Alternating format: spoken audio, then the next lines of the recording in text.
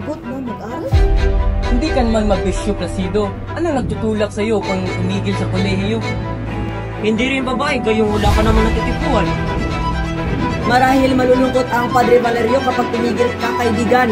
Ikaw ay isa sa kanyang pinakamahusay na estudyante sa Tanauan.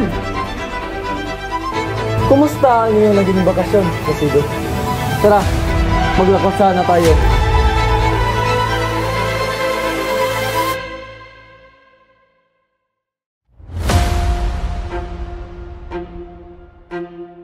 Sumasangayon ho, ako, Padre. Bueno, kung ganoon ay sumasang-ayon kayo na maaari pong alisin ang tingang puti sa isang salamin at palitan ito ng bibingka, ngunit ang kalalabasan ay salamin pa rin. Maayos na kasuotan, sunod sa layo ng inang napag-iwanan.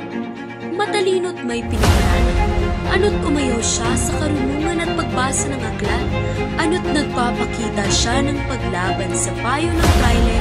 Placido! Lockdown mo ito! At mga aral ng bayang magulang. Juanito, ang ibabaw ba ng salamin ay bahagi nito mismo o nakadepende sa kung ano ang nasa ilalim nito? Nagkakonsegwente ako, Padre. Istigo! Ay! Napakataka mo naman!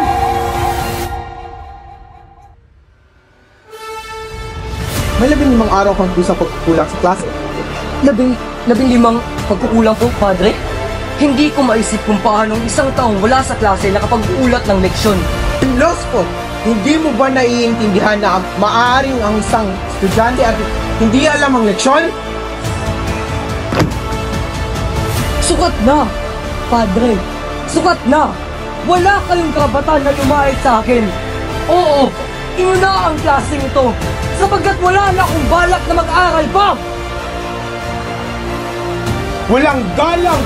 O Diyos kong makabagyo, iligtas niyo po ang mga mag-aaral na ito. Magandang araw, aking binibini. Halika't ikaw ay aking ipapasyal. Kahit tapusin mo na lamang ang iyong klase sa Batsilyer sa Artes Placido. Nasa ika-4 na taon ka na. Ipinangako ko sa iyong ama na pagtatapusin kita. Kaunting tiis, pakiusap,